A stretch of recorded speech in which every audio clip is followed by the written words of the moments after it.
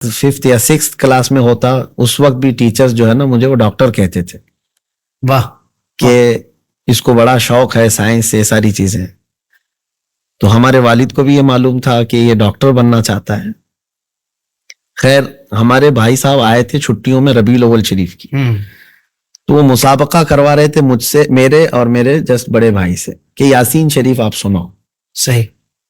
تو چونکہ بچپن میں ہی ہمارے گھر میں یاسین یاد کرا دیا جاتا ہے بچوں کو, تو جب دونوں سے انہوں نے تلاوت سنی تو میرے جو بھائی ہیں ان سے کئی مرتبہ قرآن پاک میں یعنی یاسین شریف پڑھنے میں بھول ہوئی, تو میں بغیر کسی خطا کے سنا گیا, کیونکہ روز کی روٹین تھی, پڑھ دیا.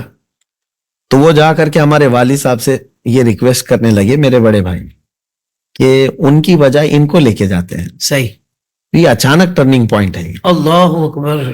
تیاریاں ان کی تھی لیکن اچانک جو ہے ان کی سفارش کے نام کا قرآن نکلا ہے. قرآن نکلا. سبحان اللہ. اور قرے کی بات آئی ہے تو اب حالات ایسے ہیں, میں تو مقتل میں بھی قسمت کا سکندر نکلا, قرے فال میرے نام کا اکثر نکلا. اکثر نکلا. سبحان اللہ. تو پھر جو ہے اچانک جو ہے یہ معاملہ ہوا. اس کے بعد پھر 8 دن کے اندر طے کیا انہوں نے اور اپنے ساتھ مجھے جامعہ اشرفیہ مبارک پور لے کے چلے گئے.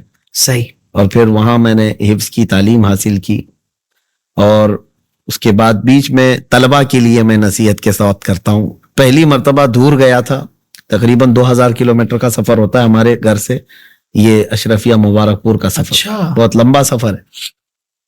چند دنوں کے بعد گھبراہٹ, والدین کی یاد اور یہ ساری چیزیں, واپس آئے تو پھر اسکول کے ساتھیوں نے اور ٹیچرز نے پھر وہ دماغ میں ڈالنی شروع کی. 6 مہینے کی چھٹی کے بعد آیا تھا کہ تم تو ڈاکٹر بننے والے تھے, یہ اچانک کہاں چلے گئے مدرسے میں.